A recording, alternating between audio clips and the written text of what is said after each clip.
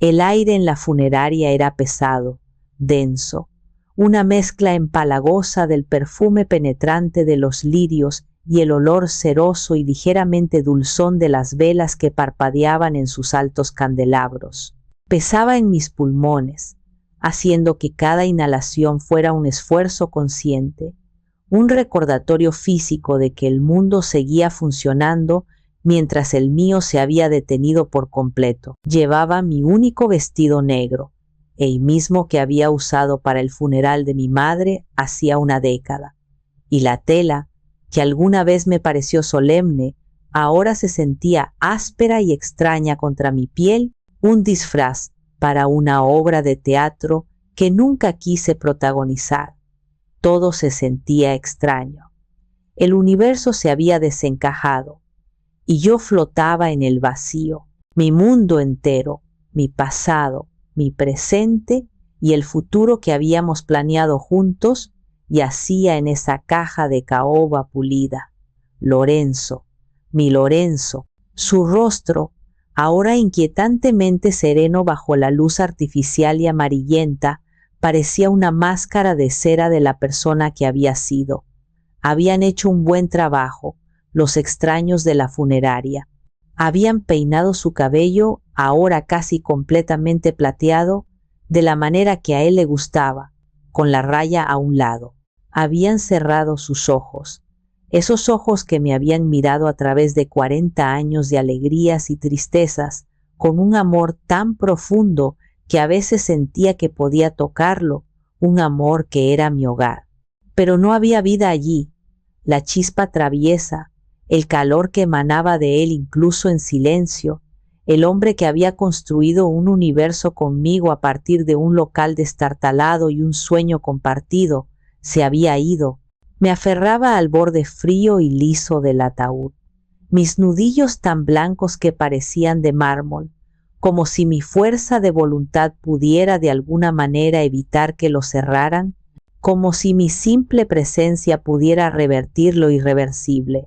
A mi alrededor, los murmullos de los asistentes, las toses ahogadas y los pésames susurrados eran un zumbido distante, un ruido de fondo sin sentido para mi dolor, que era silencioso y sin embargo ensordecedor. Fue entonces cuando sentí una mano en mi brazo. No fue un toque suave y compasivo, como el de mi vecina Dolores más temprano. Fue frío, firme, casi posesivo, impaciente. Sabía de quién era, de la misma manera que un animal sabe que un depredador está cerca, incluso antes de girarme. Mi hermana, Beatriz, se inclinó hacia mí, su rostro una máscara de luto fingido tan experta que podría haber engañado a cualquiera que no la conociera como yo. Su perfume caro luchaba contra el olor de las flores, una batalla olfativa que me revolvió el estómago. Sus ojos, sin embargo, estaban secos, siempre lo estaban. Me puso una carpeta de cartón en las manos, que se sentían entumecidas, 2 trozos de hielo inútiles al final de mis brazos. «Deja de lloriquear, Pilar», susurró, su aliento con un toque de menta fuerte, un olor limpio y clínico que era una obscenidad en ese lugar. «Sé práctica, el mundo no se detiene. Tu esposo me debía dinero, una suma considerable. Firma estos papeles. El restaurante es mío ahora». Las palabras no me llegaron como un sonido, sino como golpes físicos, cada una piedra lanzada contra el frágil cristal de mi compostura. ¿Dinero? ¿Lorenzo le debía dinero? Era una mentira tan absurda, tan descarada y monumental, que por un momento la espesa niebla de mi dolor se disipó, reemplazada por una incredulidad helada y cortante. ¿Aquí? ¿Ahora? ¿En el funeral de mi esposo? ¿Junto a su cuerpo aún sin enterrar? La crueldad era tan vasta, tan abisal, que no parecía real. Mi boca se abrió, pero no salió ningún sonido. La miré, a mi hermana mayor, la que se suponía que debía protegerme en nuestra infancia, la que se suponía que debía sostenerme en mi momento más oscuro, y solo vi a una extraña con facciones familiares. Vi la codicia brillando en sus ojos como carbones ardientes en la oscuridad. Justo en ese momento, una vibración sorda y persistente emanó del bolsillo de mi vestido, un zumbido insistente contra mi cadera. Era mi celular. Por un instante, una oleada de irritación me invadió. ¿Quién se atrevía a entrometerse, a traer el mundo exterior a mi santuario privado de dolor? Con dedos temblorosos y torpes, lo saqué. Un número desconocido, un mensaje de texto. Mis ojos, nublados por las lágrimas que finalmente comenzaban a caer, lucharon por enfocar las letras en la pantalla brillante. Eran solo 5 palabras, pero esas 5 palabras tomaron el martillo que Beatriz había usado en mi corazón y lo hicieron añicos, derribando los cimientos de mi realidad. No estoy muerto, es una trampa. Mi corazón dejó de latir por 1 segundo, 2, una eternidad. El aire abandonó mis pulmones en una exhalación silenciosa y temblorosa. Leí el mensaje 1, 2, 10 veces. Las letras bailaban, se burlaban de mí. No tenía sentido, era una broma macabra, una equivocación horrible. Levanté la vista lentamente del teléfono, un movimiento que pareció durar horas. Mis ojos buscaron a Beatriz. Ella no me miraba a mí. Miraba el rostro pacífico de Lorenzo en el ataúd, y en sus labios se dibujaba la más sutil, la más imperceptible de las sonrisas. Una sonrisa de triunfo. Y en ese instante, el mundo no solo se salió de su eje, se hizo añicos, y yo caí a través de los pedazos. De alguna manera logré sobrevivir al resto del velorio. Me moví, hablé, asentí, acepté abrazos que se sentían como jaulas, pero no estaba realmente allí. Una parte de mí se había desprendido, flotando por encima de la escena, observando a una mujer que se parecía a mí pasar por los movimientos del duelo. La verdadera yo estaba atrapada en un bucle sin fin. El rostro de Lorenzo, las palabras de Beatriz, el mensaje en mi teléfono, la sonrisa. De camino a casa, en el auto silencioso de mi compasiva vecina Dolores, la funeraria se desvaneció en la distancia, pero la escena se repetía en mi mente como un disco rayado. La carpeta en mi regazo se sentía pesada, cargada no solo de papeles, sino del peso de una traición inimaginable. La sonrisa de Beatriz estaba grabada a fuego en el interior de mis párpados, y el mensaje en mi teléfono, el mensaje ardía, una pregunta imposible y aterradora. Mi mente, en un acto desesperado de autopreservación, se escapó del presente, huyó del coche, de la noche fría, de mi nueva y terrible realidad.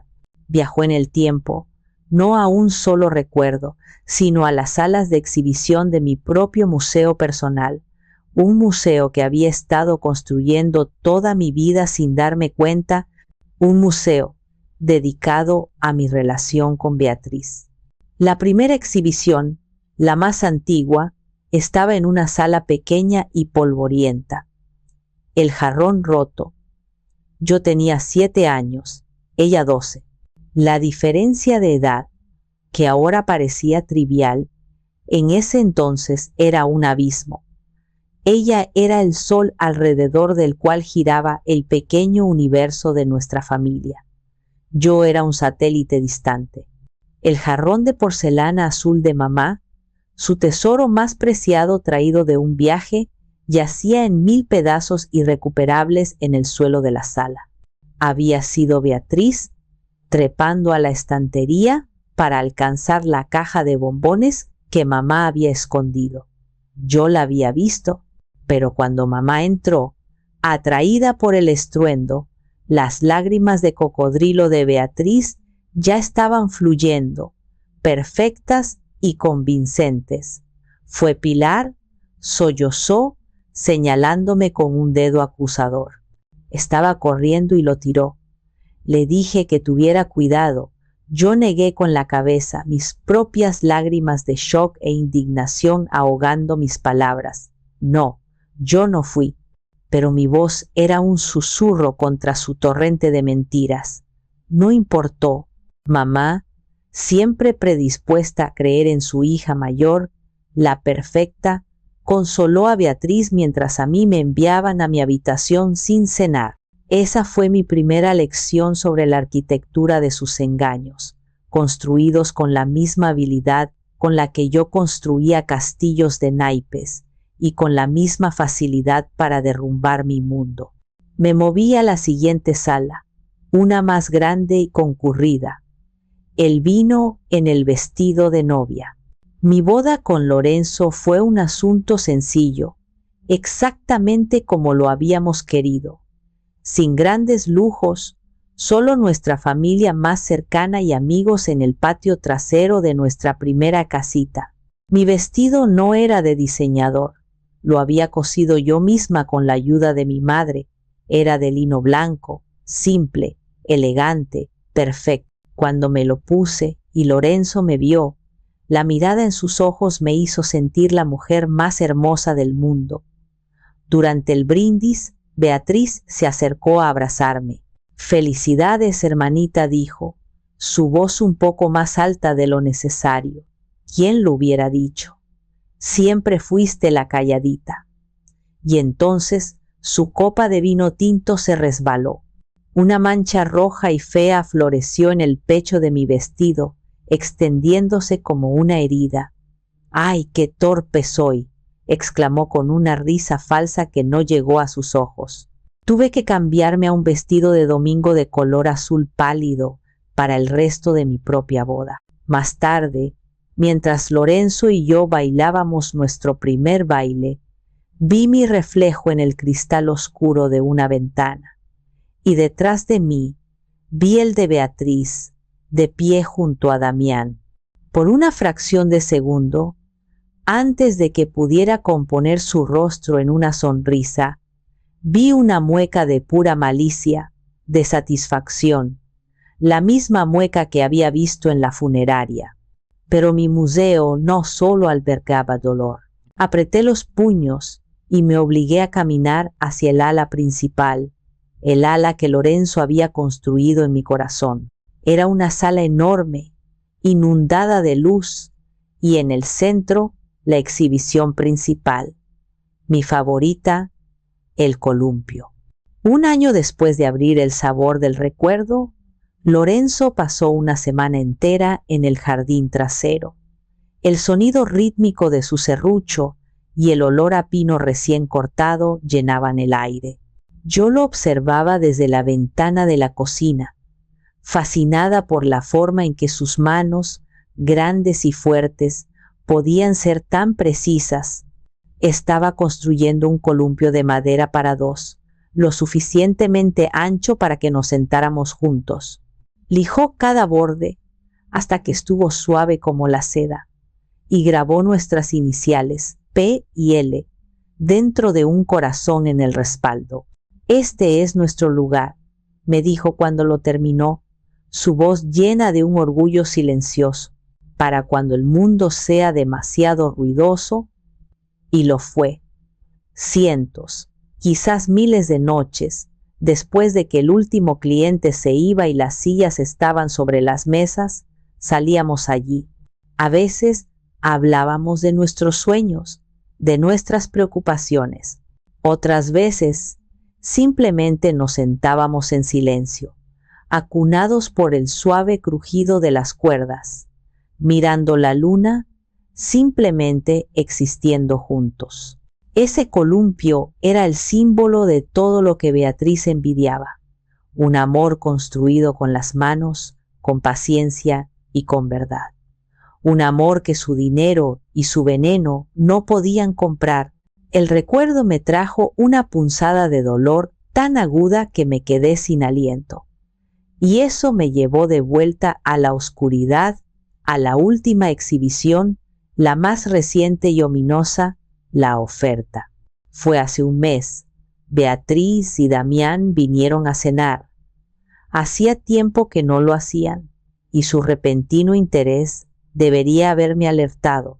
Damián, con su sonrisa resbaladiza y su reloj caro que parecía pesarle en la muñeca, no tardó en sacar el tema. Habló de desarrollo, de potencial sin explotar, palabras vacías que no significaban nada en nuestro mundo. Piénsenlo, dijo, gesticulando con su copa de vino. Este terreno es una mina de oro, un complejo de apartamentos de lujo aquí. Lorenzo, Pilar, podrían retirarse, viajar por el mundo. El mundo que queremos está aquí mismo, Damián, respondió Lorenzo con calma, pero con un filo de acero en su voz. Su mano encontró la mía debajo de la mesa, un ancla familiar en aguas turbulentas. Este restaurante es la vida de Pilar, es nuestra vida, no está en venta. Todo tiene un precio, insistió Damián. Su sonrisa no vaciló. No todo, dijo Lorenzo, su mirada fría. La tensión era tan espesa que se podría haber cortado con un cuchillo. Beatriz miraba el restaurante no como nuestro hogar, sino como un obstáculo en su mapa del tesoro. Esa noche, después de que se fueron, Lorenzo me llevó al columpio. Estuvo en silencio por un largo rato, mirando las estrellas, su perfil recortado contra la oscuridad. Mi amor, dijo finalmente, su voz grave y preocupada, prométeme algo. Prométeme que nunca confiarás en ellos con este lugar. Jamás. Lo miré, confundida por la intensidad de su tono. Claro, mi vida. ¿Pero por qué? Parecían tan. Solo prométemelo, insistió, girándose para mirarme, sus ojos serios y penetrantes en la penumbra. Por favor, Pilar. Te lo prometo, Lorenzo. Ahora, sentada en el auto, esa promesa resonaba en mi alma. Él lo había visto la oscuridad en ellos, que yo, por un deseo infantil de paz familiar, me había negado a ver. Y esa promesa, junto con el mensaje imposible en mi teléfono, se convirtió en la única luz, la única brújula, en mi nueva y aterradora oscuridad. Pasaron 2 días en una bruma de dolor y una confusión casi paralizante. Apenas comía, apenas dormía. El mundo exterior parecía distante, los pésames de los vecinos y amigos un murmullo lejano. Mi verdadera realidad estaba contenida en la pequeña pantalla de mi teléfono. Leía el mensaje una y otra vez, tratando de descifrar un significado que se me escapaba. ¿Era una broma macabra? ¿Un error? ¿O algo infinitamente más siniestro? No se lo conté a nadie. Las palabras de Lorenzo, no confíes en ellos, se habían convertido en mi mantra, mi única guía. El restaurante estaba cerrado. Un cartel de cerrado por duelo que había escrito con mano temblorosa colgaba torcido en la puerta de cristal. Estaba sentada en una de las mesas vacías, nuestra mesa favorita junto a la ventana, trazando los patrones familiares de la madera con el dedo. Cada rasguño, cada marca, contaba una historia de escenas compartidas, de risas, de planes susurrados. El silencio del lugar era abrumador. Era un silencio que gritaba la ausencia de Lorenzo. El sonido de un autocaro deteniéndose bruscamente afuera rompió esa quietud. El motor se apagó con un ronroneo satisfecho que sonó obsceno. Mi corazón se encogió. Sabía quiénes eran. Eran Beatriz y Damián, y no venían solos. Un hombre de traje, con el cabello engominado y un portafolio de cuero brillante, los acompañaba, caminando con la prisa de alguien cuyo tiempo es dinero. Entraron sin llamar, como si ya fueran los dueños. Beatriz, ignorándome por completo, comenzó a recorrer el salón, hablando en voz alta con el hombre del traje. Tiraremos este muro, aquí pondremos ventanales del suelo al techo. La cocina tendrá que ser completamente demolida, por supuesto. ¿Qué están haciendo?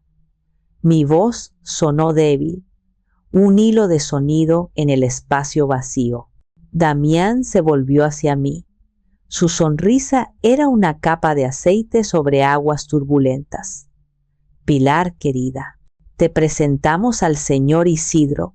Es un inversor inmobiliario muy importante. Solo estamos explorando posibilidades para el futuro. Hay que ser proactivos, ¿sabes? El futuro de mi restaurante es asunto mío, respondí, un atisbo de la fuerza tranquila de Lorenzo surgiendo en mí. Me puse de pie. Mis rodillas temblaban ligeramente. Beatriz finalmente me dedicó una mirada.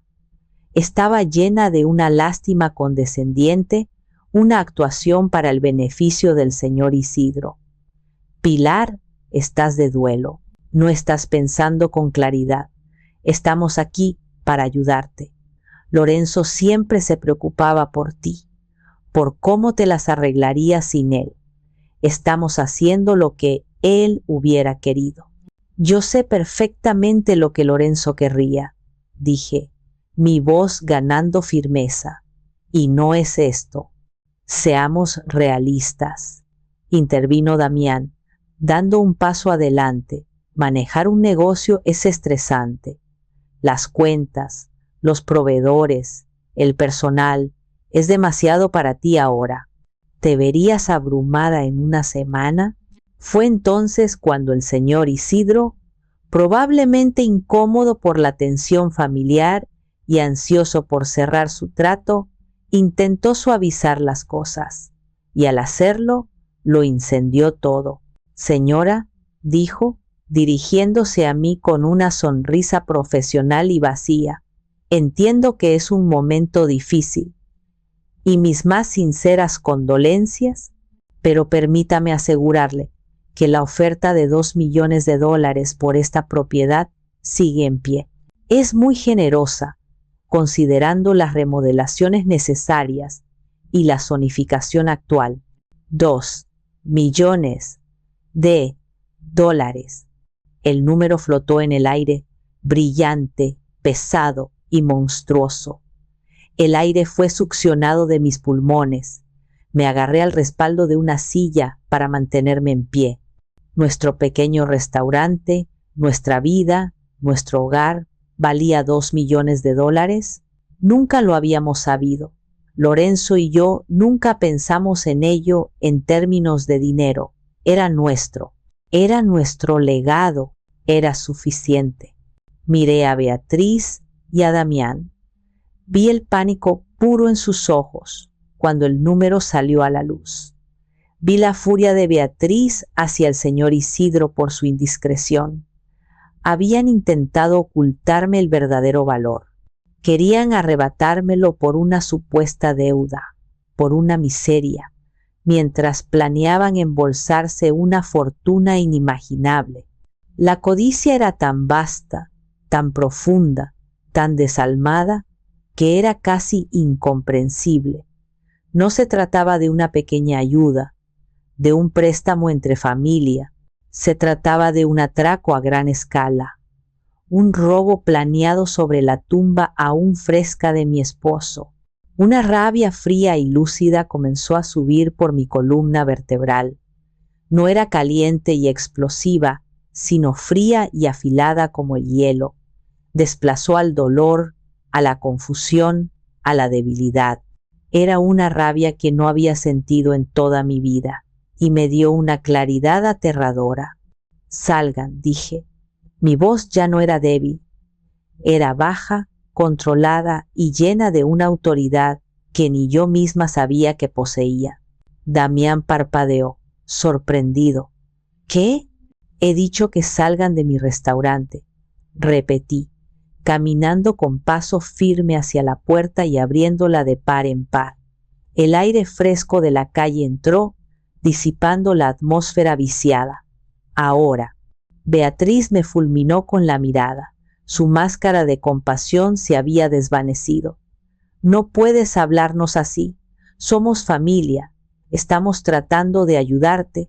Mi familia no intenta robarme el día después de enterrar a mi esposo, respondí, el veneno goteando de cada palabra. Mi familia no miente. Mi familia no trae extraños a mi casa para planear cómo destruirla. Así que, una última vez, fuera. Por primera vez en su vida, Beatriz se quedó sin palabras ante mí. Vieron algo nuevo en mis ojos, una resolución de acero que no reconocieron. Damián, el cobarde, agarró a Beatriz del brazo y la guió hacia la salida, murmurando algo sobre dejarla que se calme. Cerré la puerta de golpe detrás de ellos. El sonido resonó en el restaurante vacío. Eché el cerrojo. Mi cuerpo temblaba, pero no de debilidad. Temblaba de una fuerza recién descubierta. Apoyada contra la puerta, saqué mi teléfono. El mensaje seguía allí. No estoy muerto, es una trampa. Ahora entendía. Quizás no literalmente, quizás no físicamente, pero la trampa era real. Y yo acababa de ver su horrible y codicioso rostro. Esa noche, la casa se sentía más grande y vacía que nunca. El silencio ya no era pacífico, era un ente vivo que se arrastraba por los pasillos, susurrando mis peores miedos. La rabia que me había sostenido durante el día se desvaneció, dejando tras de sí un residuo de miedo helado y una soledad tan abrumadora que dolía físicamente.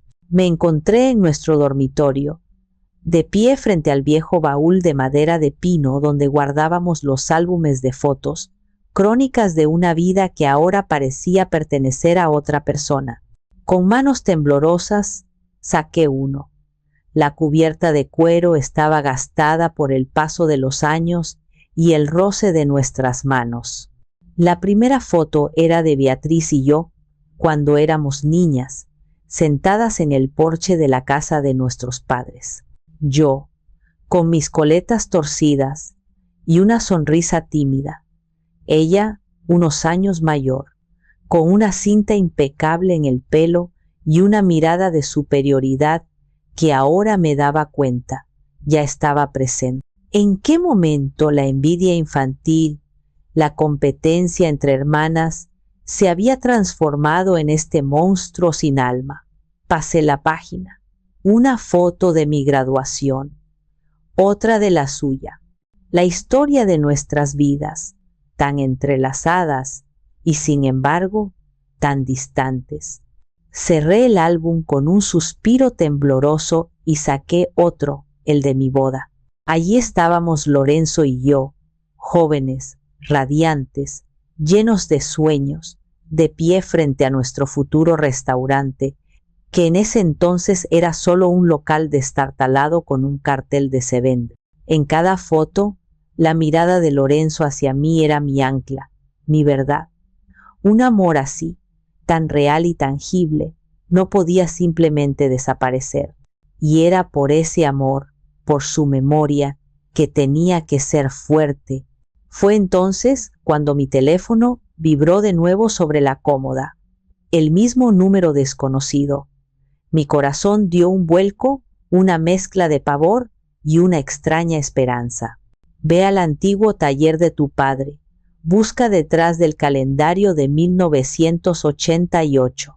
Confía en Rubén Salas, mi nuevo abogado. No hables con nadie más. El taller de mi padre. Un pequeño cobertizo al fondo del jardín que no había sido usado en 20 años, lleno de herramientas oxidadas y el fantasma de proyectos a medio terminar. Un calendario de 1988, un nuevo abogado. Mi mente se llenó de preguntas. ¿Era Lorenzo? ¿O alguien que se hacía pasar por él? ¿Y si era una trampa? ¿Y si este mensaje era parte de ella, una forma de alejarme de la casa, de llevarme a un lugar aislado?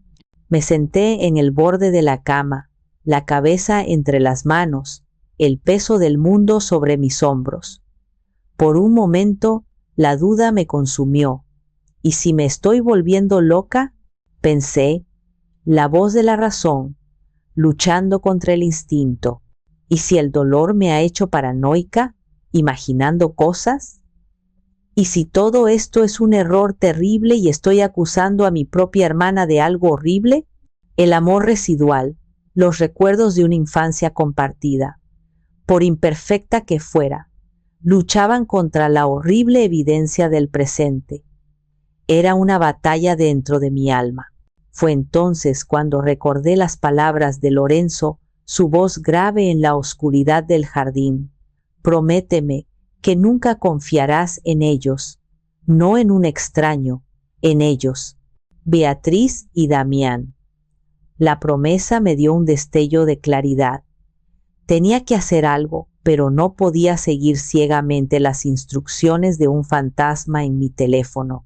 Necesitaba mi propia prueba, un ancla en la realidad. Tomé una decisión, mi primer acto verdaderamente proactivo desde la muerte de Lorenzo. Mi primer paso fuera de la niebla del duelo. A la mañana siguiente, me vestí con un cuidado que no había tenido en días.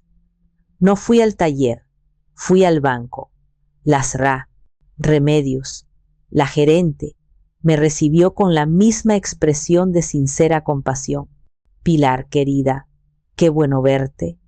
¿Puedo ofrecerte un café?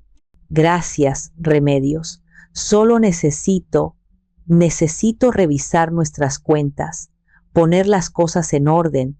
Me llevó a su oficina. El aire olía a café y a papel. Me senté frente a su escritorio de madera oscura, el mismo escritorio donde Lorenzo y yo habíamos firmado la hipoteca de nuestra primera casa. Saqué los extractos de nuestra cuenta de ahorros conjunta.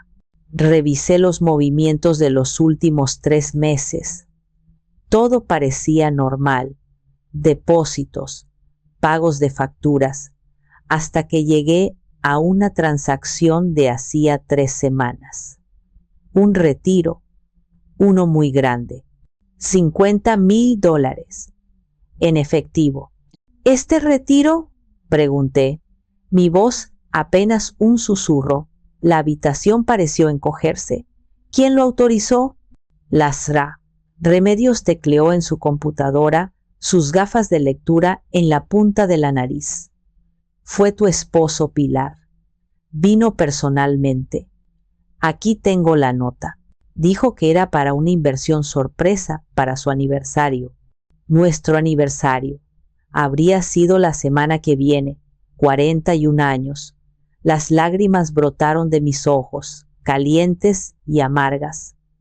Pero algo no encajaba. Lorenzo y yo nunca nos ocultábamos nada, y mucho menos sumas tan grandes. Una inversión sorpresa no era su estilo. Él me habría hecho partícipe, habríamos soñado juntos. ¿Estaba solo? Pregunté, secándome las lágrimas con el dorso de la mano. Ella frunció el ceño, pensativa, mirando un punto por encima de mi cabeza. Ahora que lo mencionas, creo que tu cuñado, Damián, estaba con él. No entró en la oficina, pero lo vi esperando junto a la puerta cuando Lorenzo salió. Sí, recuerdo haber pensado que era amable de su parte ayudar a Lorenzo con el papeleo. Lorenzo parecía preocupado ese día. Damián. El mundo se inclinó. Damián estaba allí. Una inversión sorpresa. $50,000 en efectivo desaparecidos 3 semanas antes de la muerte repentina de Lorenzo, quien parecía preocupado. Ya no había duda, ya no había vacilación. Esto no era producto de mi imaginación. Salí del banco con un propósito helado en mis venas. Ya no era una víctima a la deriva en un mar de dolor. Era una viuda con una misión. Fui directamente a casa. Al fondo del jardín, la puerta del viejo taller de mi padre chirrió al abrirse, un sonido de protesta por haber sido molestado después de tanto tiempo. El aire olía a polvo, a madera vieja y a tiempo detenido.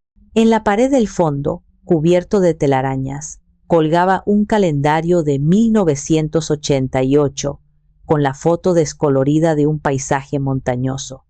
Con el corazón latiendo con fuerza en mi pecho, lo descolgué. Detrás, pegada a la pared con cinta adhesiva amarillenta, había una carpeta delgada de cartón.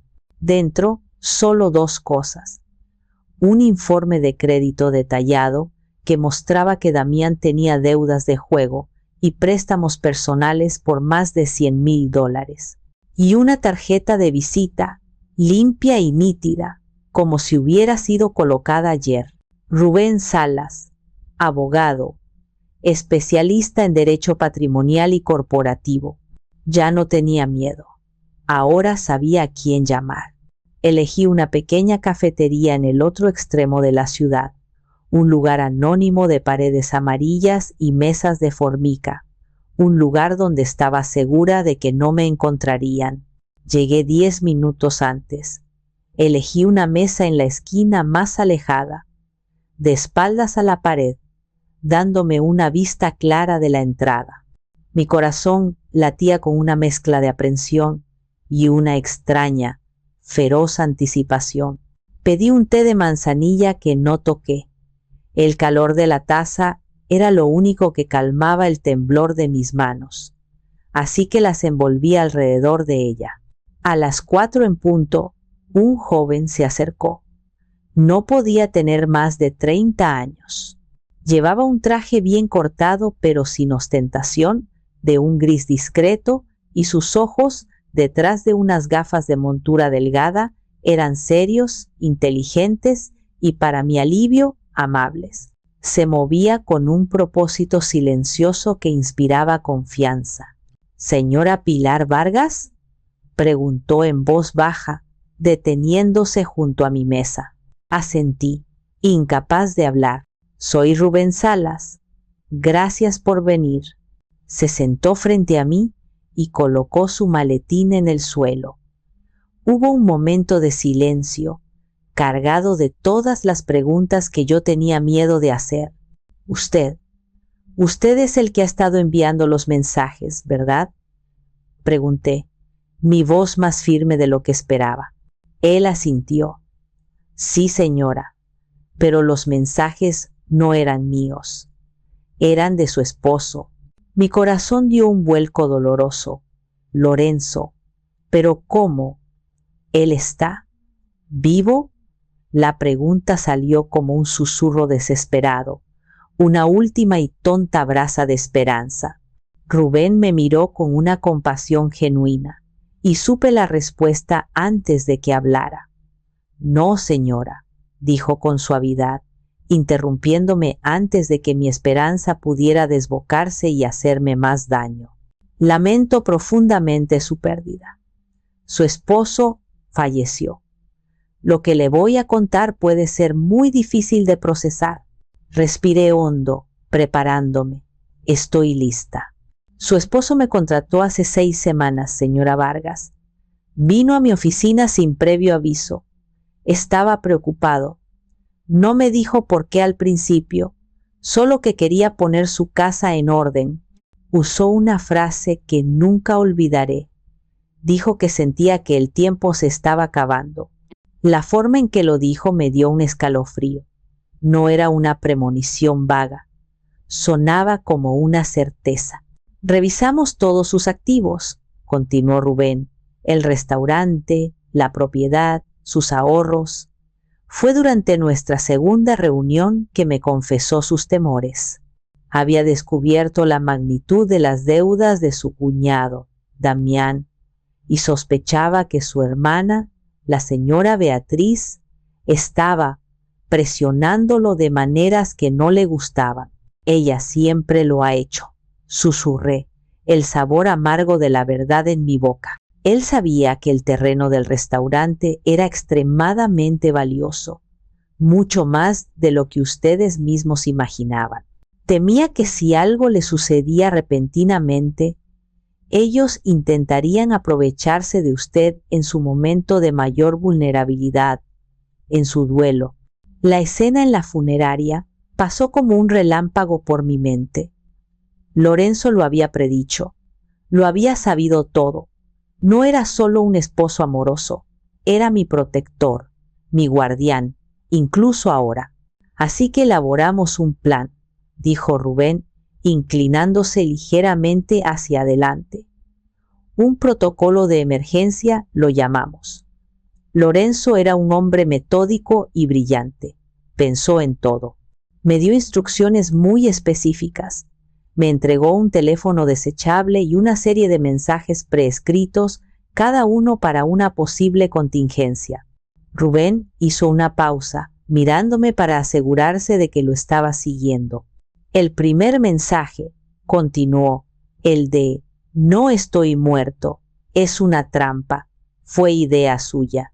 Rubén me dijo, «Si algo me pasa, Pilar estará destrozada. Beatriz se aprovechará de eso. Necesito algo lo suficientemente impactante como para sacudirla de su duelo, para que se detenga y piense, para que no firme nada que le pongan delante». Las lágrimas llenaron mis ojos y rodaron por mis mejillas. No eran lágrimas de un milagro imposible, sino de un amor tan profundo, tan previsor, que trascendía la muerte. «No está muerto, señora Pilar», dijo Rubén, y su voz se quebró ligeramente por la emoción. «Su plan para protegerla está más vivo que nunca». Me tomó un momento componerme, secándome las lágrimas con una servilleta de papel. ¿Y el dinero? Los $50,000 que retiró del banco. También fue parte del plan. Lorenzo retiró ese dinero por 2 razones. Primero, para crear una pista falsa, para que pareciera que tenía problemas de liquidez y para ver cómo reaccionaba Damián. Damián, por supuesto, se ofreció a ayudarlo a invertirlo, confirmando las sospechas de Lorenzo, y segundo, para financiar esta contraofensiva, para pagarme, para los investigadores que contratamos y para poner en marcha todo lo necesario para proteger sus activos. Sacó una tableta de su maletín.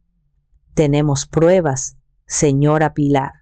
Lorenzo instaló discretamente cámaras de seguridad adicionales de alta definición alrededor del restaurante hace un mes. Tenemos a Damián reuniéndose con el señor Isidro 2 veces la semana antes de la muerte de Lorenzo. Y tenemos esto. Tocó la pantalla. Era una grabación de audio. Reconocí la voz de Lorenzo, un poco temblorosa, pero decidida. Era de su teléfono, una nota de voz que se había enviado a sí mismo, un truco que le enseñé para recordar cosas. Nota del 15 de agosto. Damián me trajo un tónico vitamínico hoy, de una herboristería especial. Dice que es para el estrés. Huele raro, amargo. No lo voy a tomar. Le dije que lo guardaría para más tarde. Siento que me están cercando. Beatriz llamó 3 veces hoy, preguntando por mi salud, si me sentía cansado últimamente. Algo está muy mal. La grabación terminó.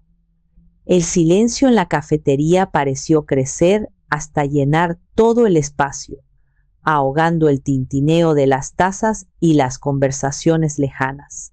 El informe preliminar del forense dijo ataque al corazón, dijo Rubén. Su voz ahora era dura. Pero con esta grabación he solicitado una orden judicial para una investigación toxicológica completa y una exhumación si es necesario.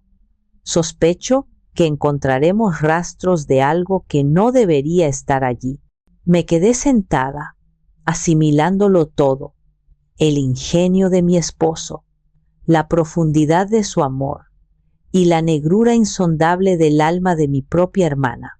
¿Qué hacemos ahora?, pregunté finalmente. Mi voz ya no era de una víctima, sino de una aliada.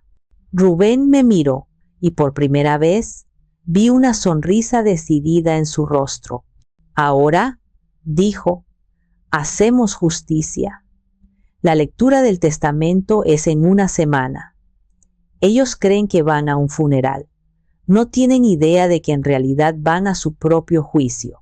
Y le garantizo, señora Pilar, que será una función que Beatriz y Damián nunca olvidarán.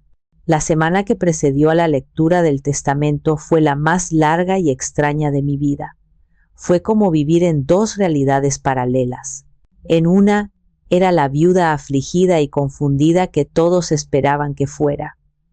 Recibía visitas, aceptaba guisos y pasteles de vecinos compasivos y lloraba cuando sentía que debía hacerlo.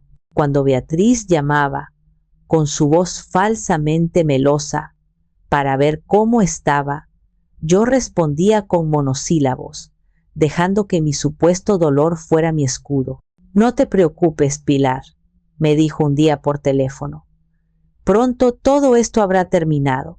Damián y yo nos encargaremos de todo. La amenaza velada era tan clara que sentí un escalofrío. Ella pensaba que me estaba desmoronando. No tenía idea de que me estaba forjando en acero. En mi otra realidad, la secreta, pasaba horas al teléfono con Rubén.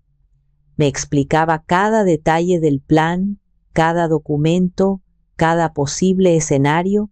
Me convertí en una estudiante de mi propia vida, aprendiendo sobre fideicomisos, poderes notariales y estrategias legales. El miedo seguía ahí, un nudo frío en mi estómago, pero ahora estaba acompañado de una determinación de hierro. No estaba haciendo esto solo por mí, se lo debía a Lorenzo, le debía justicia. La oficina del señor Fidel, el antiguo abogado de la familia, era exactamente como la recordaba de cuando firmamos nuestro primer testamento. Olía a papel viejo, a cera para muebles y a un café un poco quemado. Las paredes estaban cubiertas de libros de derecho con lomos de cuero que parecían no haber sido tocados en décadas. El señor Fidel, un hombre amable pero anticuado, al borde de la jubilación, nos recibió con una solemnidad ensayada que parecía pertenecer a otra época. No sabía nada del plan de Rubén. Para él, esta era una simple formalidad. Yo estaba sentada en un lado de la gran mesa de caoba, la superficie pulida reflejando mi rostro pálido. Al otro lado se sentaron Beatriz, Damián y, para mi sorpresa, mi tía Trinidad. Su presencia era un movimiento estratégico, lo supe al instante. Tía Trinidad era la matriarca no oficial de la familia, una mujer cuya opinión, a menudo mal informada y basada en el chisme, tenía un peso desproporcionado. Estaba allí como artillería pesada, para intimidarme y dar un aire de aprobación familiar a la farsa que estaban a punto de representar. Beatriz vestía de negro de pies a cabeza, pero con un collar de perlas de 3 vueltas que era a la vez ostentoso e inapropiado.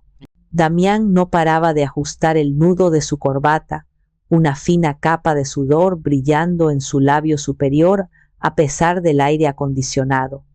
Parecían buitres esperando el festín, impacientes y ansiosos.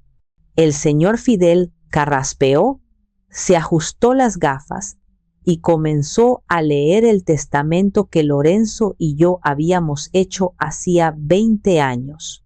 Era simple, directo, todo para el cónyuge sobreviviente.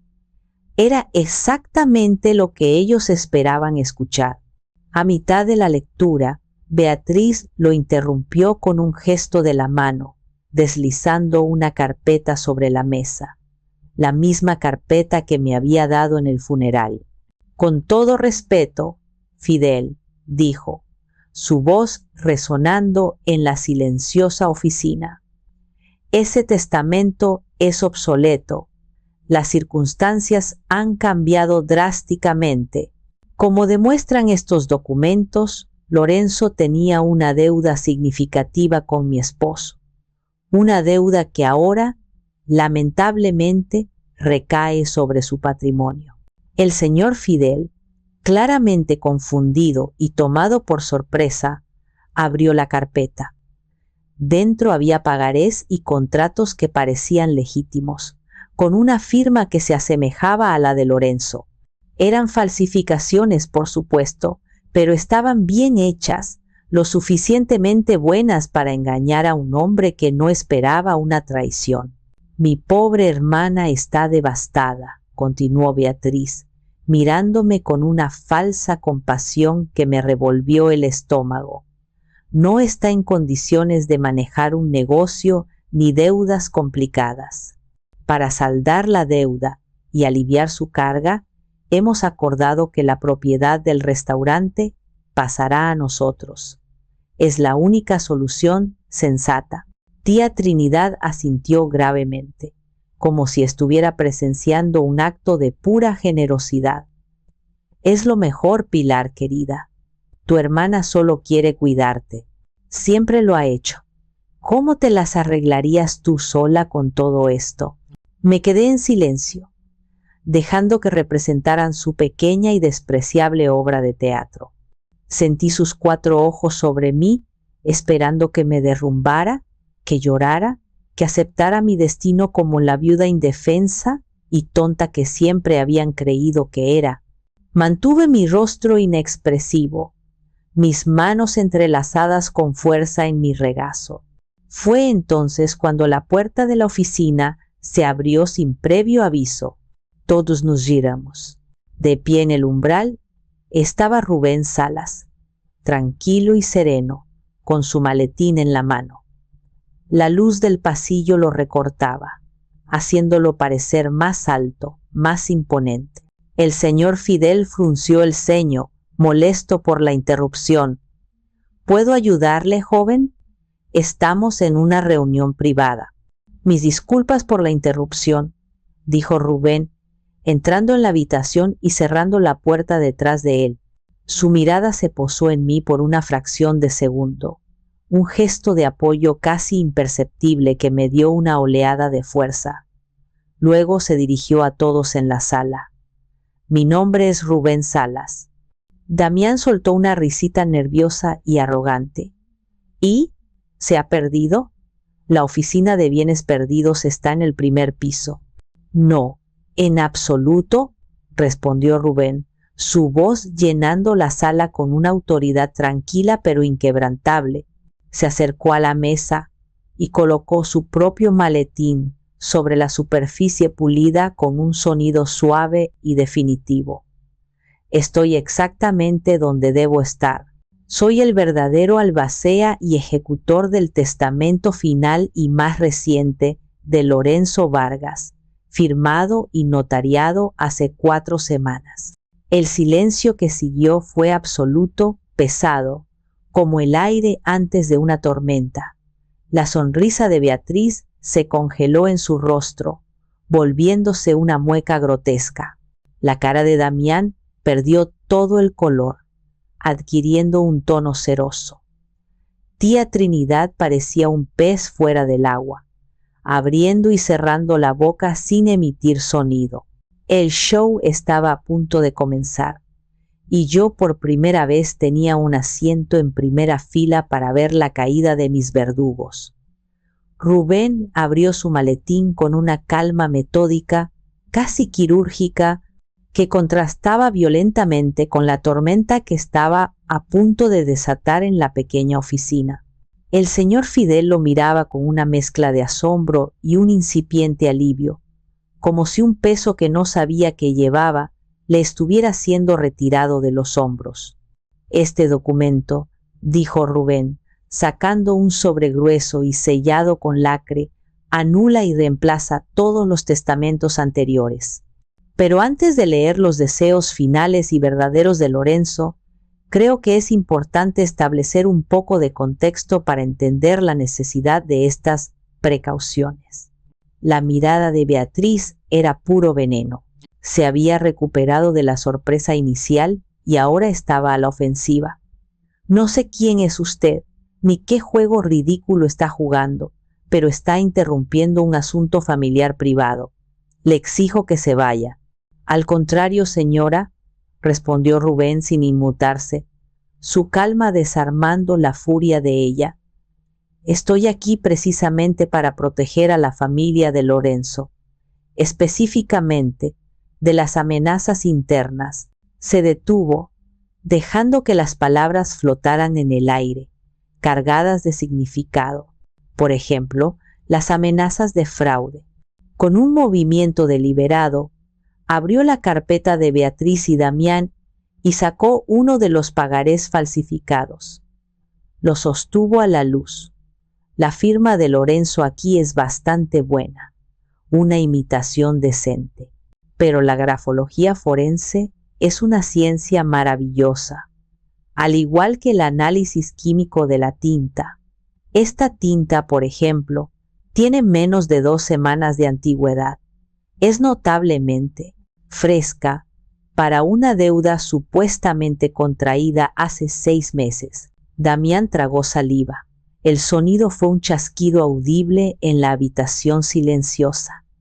Empezó a juguetear con su reloj, un tic nervioso que delataba su pánico creciente.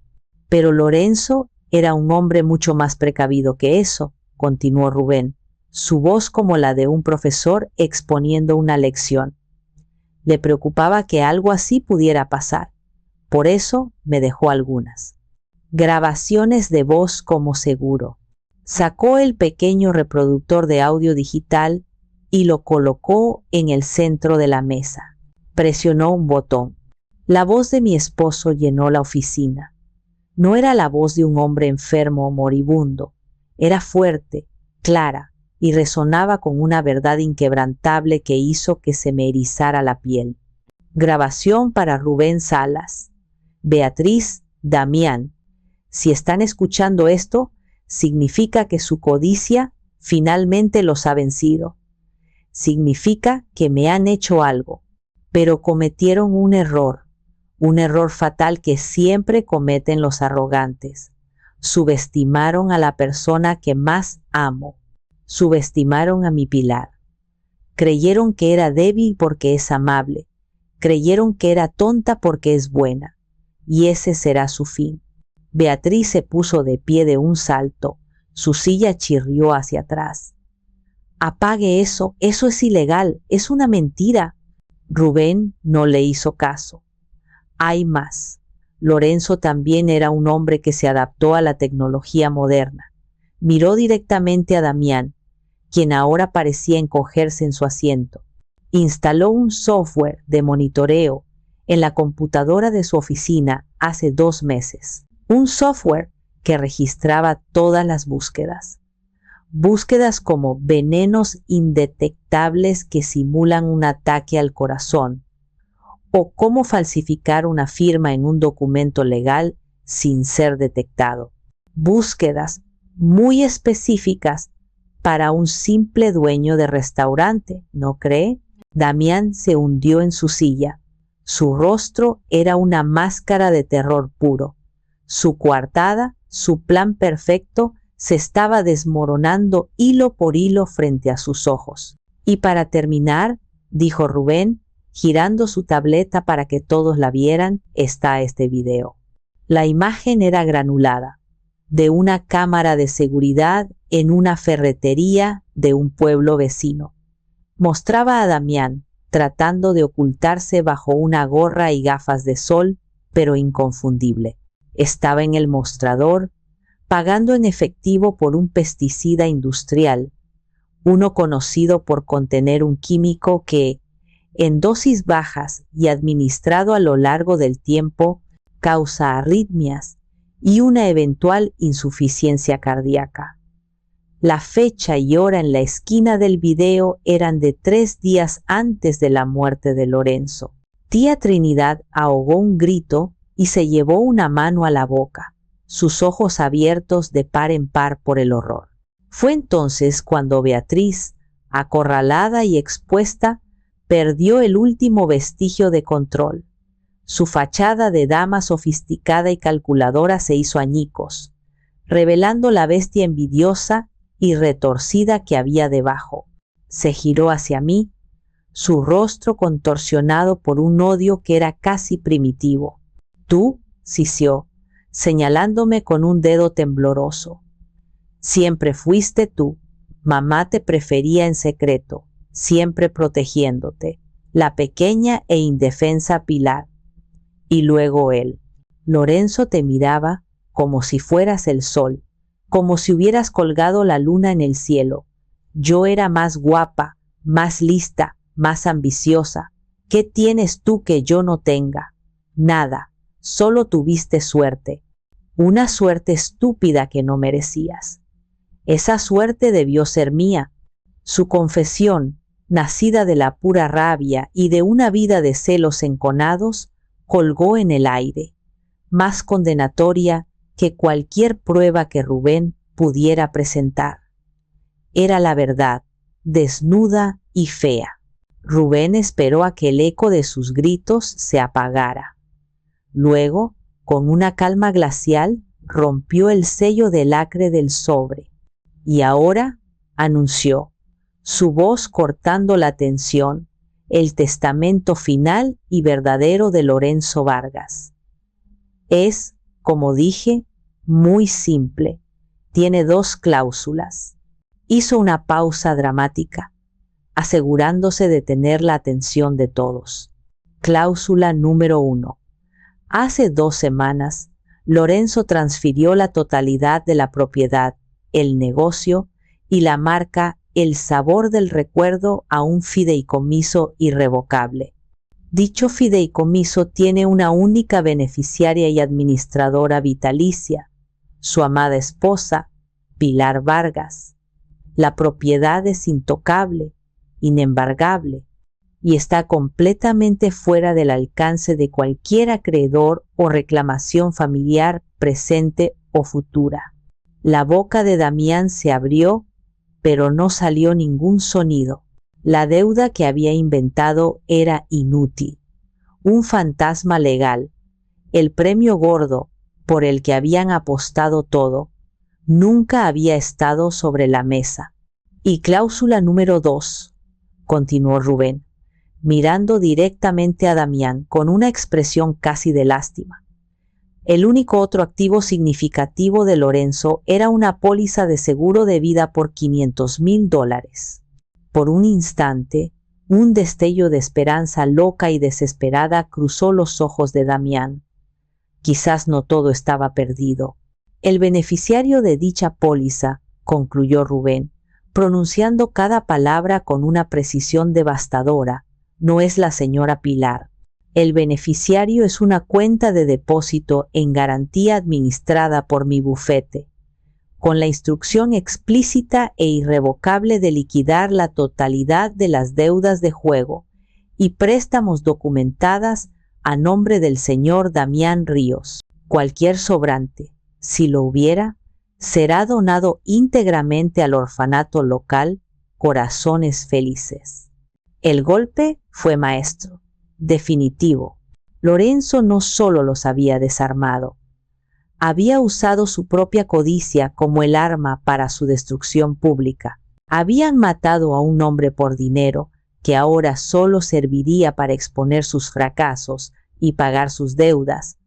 Un último acto de justicia poética desde la tumba. El colapso de Damián fue total y absoluto. Se llevó las manos a la cabeza, tirando de su cabello perfectamente peinado, y emitió un sonido ahogado, un quejido gutural a medio camino entre un sollozo y un gemido de animal herido. Se había derrumbado sobre la mesa, su fachada de hombre de negocios, exitoso desintegrada en un montón de deudas y desesperación. Beatriz, por otro lado, estaba congelada, su rostro una efigie de incredulidad y furia impotente. La revelación no solo había destruido su plan, había aniquilado su sentido de superioridad, la creencia fundamental que había guiado toda su vida, que ella era más lista, que ella merecía más, que siempre podía salirse con la suya.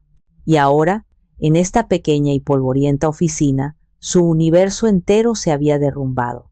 En ese momento de silencio tenso y cargado, la puerta de la oficina se abrió de nuevo. Esta vez no era un abogado, era un hombre alto, de unos 50 años, con un rostro curtido por el sol y una mirada tranquila que no dejaba lugar a dudas. Junto a él, 2 oficiales de policía uniformados, cuya mera presencia cambió la atmósfera de la habitación de un drama familiar a una escena del crimen. Detective Hernán se presentó. Su voz era grave y tranquila. No necesitaba gritar para imponer autoridad. Se dirigió directamente a mis verdugos. Beatriz Serrano, Damián Ríos, quedan arrestados bajo sospecha del asesinato de Lorenzo Vargas. La realidad de la situación finalmente golpeó a Beatriz con la fuerza de un tren. Pasó de la furia paralizada a un pánico animal y salvaje. No, no pueden hacernos esto. Es ella, gritó, señalándome de nuevo con un dedo tembloroso, su última y patética defensa. Ella nos tendió una trampa. Miente. Todo es mentira. Pero sus palabras eran vacías, el chillido de una criatura atrapada. Los oficiales se movieron con una eficiencia tranquila y profesional que era casi hipnótica. Uno le puso las esposas a Damián, que no ofreció resistencia, su cuerpo flácido, como el de una marioneta con los hilos cortados. El otro se acercó a Beatriz. «Quítame las manos de encima», siseó ella mientras el metal frío se cerraba alrededor de sus muñecas encholladas. «Soy una mujer respetable. Mi esposo es un hombre de negocios. No saben con quién se están metiendo». El detective Hernán la miró con una expresión de puro hastío, la mirada de un hombre que ha visto demasiadas veces la fealdad humana. «Señora, creo que sabemos exactamente con quién nos estamos metiendo». Lo sacaron de la oficina. Sus protestas y amenazas se desvanecieron por el pasillo hasta que solo quedó el silencio. La puerta se cerró, dejando un vacío profundo a su paso. El señor Fidel, el viejo abogado, parecía haber envejecido 10 años en la última hora. Se quitó las gafas, las limpió con un pañuelo tembloroso y negaba con la cabeza, murmurando: «Increíble, en todos mis años. Increíble». Mis ojos se encontraron con los de mi tía Trinidad. Su rostro, que antes era un campo de batalla de arrogancia y desdén, ahora era un lienzo de miedo pálido y una confusión abyecta. Me miraba como si me viera por primera vez, no como la pequeña y débil Pilar, sino como una extraña, una fuerza a tener en cuenta. Abrió la boca para decir algo, probablemente una disculpa balbuceante, una excusa patética para salvar las apariencias. Pero yo ya no era la Pilar que aceptaba migajas de afecto o disculpas vacías. La mujer que había entrado en esa oficina ya no existía. Levanté una mano, un gesto simple que la detuvo en seco. Con una calma que sentía que venía de las profundidades de mi alma, una calma forjada en el fuego del dolor y la traición, le hablé. «Tía Trinidad», dije, mi voz no era alta, pero cortaba el aire como el cristal. «Durante 40 años te he llamado familia, te he servido café en mi casa.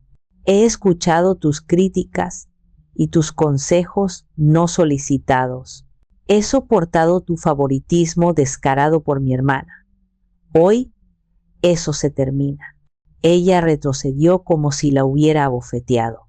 «La puerta de mi restaurante», continué, saboreando el poder de mis propias palabras, «y la puerta de mi vida están cerradas para ti. para siempre. No quiero volver a ver tu rostro ni escuchar tu voz. Ahora, por favor, vete. Sin una palabra más, tía Trinidad recogió su bolso con manos torpes y prácticamente huyó de la oficina, dejando tras de sí solo el olor a naftalina y a cobardía. Me quedé sola con Rubén y el señor Fidel. El peso de las últimas semanas, la tensión, el miedo, la rabia, pareció descender sobre mí. Me senté pesadamente en la silla y por primera vez desde que todo comenzó, dejé que las lágrimas fluyeran libremente. Pero no eran lágrimas de debilidad o de dolor, eran lágrimas de liberación. Ha pasado un año. El juicio fue rápido, brutalmente eficiente. Las pruebas eran irrefutables. Las grabaciones de Lorenzo, el video de la ferretería, los informes toxicológicos que finalmente confirmaron el envenenamiento lento y metódico, y el propio arrebato lleno de odio de Beatriz en la oficina del abogado sellaron su destino. Cadena perpetua para ambos, sin posibilidad de libertad condicional. La justicia, a veces, puede ser tan fría y precisa como un bisturí de cirujano. El sabor del recuerdo no cerró. Al contrario, renació de las cenizas de mi antigua vida. Con una parte del dinero que Lorenzo había retirado estratégicamente y con la ayuda y el consejo experto de Rubén, que se ha convertido en un amigo leal y casi en un hijo para mí, renové el lugar. No grandes cambios, no quería borrar a Lorenzo de sus paredes. Solo un toque de pintura fresca en un tono cálido de terracota, manteles nuevos que yo misma cosí y un menú que honra las recetas clásicas de Lorenzo pero con mi propio toque, con más hierbas frescas de mi jardín. El restaurante está más concurrido que nunca. La gente no solo viene por la comida, vienen por la historia. Vienen para apoyar a la mujer que, según dicen en el pueblo, se enfrentó a los lobos y ganó. Ya no soy la Pilar silenciosa y complaciente, la que evitaba la confrontación a toda costa. He encontrado mi voz. Dirijo mi negocio con una confianza que nunca supe que poseía. Negocio con los proveedores. Manejo a mi personal con una mezcla de firmeza y amabilidad. Y tomo mis propias decisiones sin pedir permiso a nadie. He aprendido a decir no, una palabra de 2 letras que me llevó casi 60 años dominar. He aprendido que la verdadera fuerza no es la ausencia de miedo, sino actuar a pesar de él. A veces, los vecinos bien intencionados me preguntan en voz baja si extraño a mi hermana. La respuesta es complicada. Una maraña de sentimientos que a veces me cuesta desenredar. Extraño a la niña con la que crecí, a la que le contaba secretos bajo las sábanas en las noches de tormenta. Extraño la idea de tener una hermana, un vínculo que se suponía que era inquebrantable. Pero esa niña, esa idea, murieron hace mucho tiempo, reemplazadas por una mujer consumida por una envidia tan corrosiva que la llevó a cometer el acto más atroz. No extraño al monstruo en el que se convirtió. Lloro por la hermana que perdí hace décadas, no por la mujer que fue sentenciada a prisión. Esta noche, como muchas otras, estoy sentada en el columpio que Lorenzo construyó para mí. La madera es suave y familiar bajo mis manos. El jardín está en silencio, salvo por el canto de los grillos y el murmullo del viento entre las hojas del viejo roble. La luna llena, grande y plateada, ilumina las iniciales que grabamos hace tantos años, P y L, dentro de un corazón que el tiempo no ha borrado. Me reclino y miro las estrellas, y juro que puedo sentir su presencia a mi lado, no como un fantasma, sino como un calor, una certeza en lo profundo de mi ser. Puedo sentir su orgullo, su amor envolviéndome como un manto cálido. Él se ha ido físicamente, pero lo que construimos juntos, el amor, los recuerdos, este lugar, eso es eterno. Beatriz y Damián intentaron robarme mi futuro, pero no se dieron cuenta de que mi futuro estaba cimentado en un pasado que ellos nunca podrían tocar. La semana pasada recibí una carta con el sello de la penitenciaría estatal. Era de Beatriz. Las páginas estaban llenas de autocompasión y acusaciones veladas.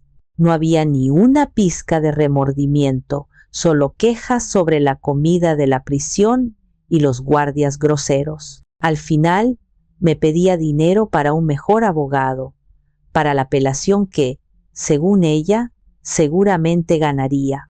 Terminó la carta con una frase que casi me hizo reír por su descaro y su completa falta de autoconciencia. Después de todo, la sangre es más espesa que el agua. Sostuve la carta en mis manos por un largo rato. El papel se sentía frágil y contaminado. Luego caminé hacia la cocina del restaurante, donde el gran horno de leña para pizzas ardía con un resplandor anaranjado y cálido, listo para el servicio de mañana. Hice la carta un bollo y, sin dudarlo, la arrojé a las llamas. Observé cómo el papel se enroscaba, se ennegrecía y se convertía en cenizas, las palabras de odio y manipulación desapareciendo para siempre en el calor purificador. Me pregunto, ¿soy la mala en esta historia